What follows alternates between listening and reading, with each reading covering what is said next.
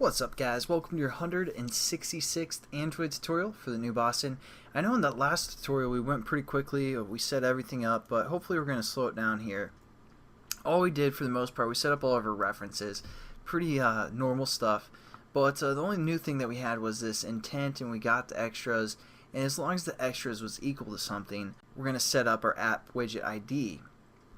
And you know, it's just going to return one app widget ID for us. And that's what that method means. Otherwise, you know, it's never going to return something like this. We're just putting that in there for kind of checking. And then what we need to do is we also need to set up this app widget manager. So below our if statement, we're just going to set that equal to basically be related to the context of this class. So how we do that is we do set up our app widget manager equal to our app widget manager class. Again, that's just a default class, comes with the SDK and all that. You guys probably know that by now, but then we say dot, and what we're going to do is we're going to say get instance of a context. And again, the context that we're referring to is the context of this class, which we set up in the last tutorial to be equal to C. You could also just type this out here, but just for simplicity, we're just going to type C here. So that kind of builds a bridge for app widget manager to relate to this specific class. And now what we're going to do is we're just going to set up, you know, our onClick method according to what we want to happen.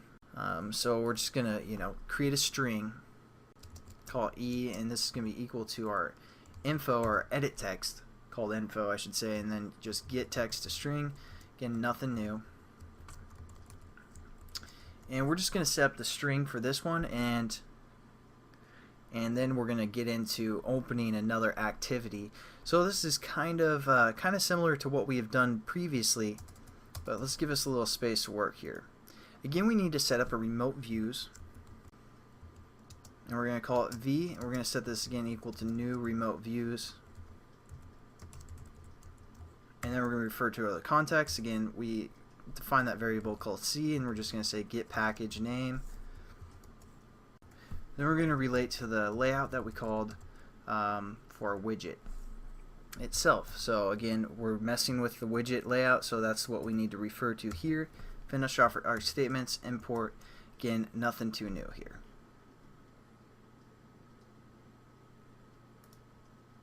And we have we're getting an error because again, this onClick method, you know, gives us a view to work with, and they call that view. So we're just going to change this to views. Whatever, that works.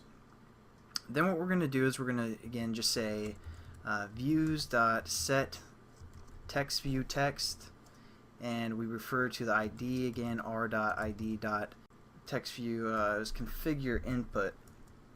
This is what that first text view is called. All we're going to do is pass in, you know, whatever our string is from our edit text. So yeah, pretty much the same as what we've done in the last tutorial. This one's going to be a little bit just kind of a review as well, but we're going to get into something new, something a little bit new that you guys need to realize when you make one of these configuration things, classes. So we're just going to refer to our again app widget manager, and we're just going to say dot update app widget, and we refer to the ID, which we called AWID again, and the views, which we called views as well, so we don't have to change that one. And there we go, we basically updated our app, and the only other thing we need to do is we gotta say finish, because again, we want this activity to finish when you know, when they hit that button. So that's pretty much the core concept of probably this tutorial.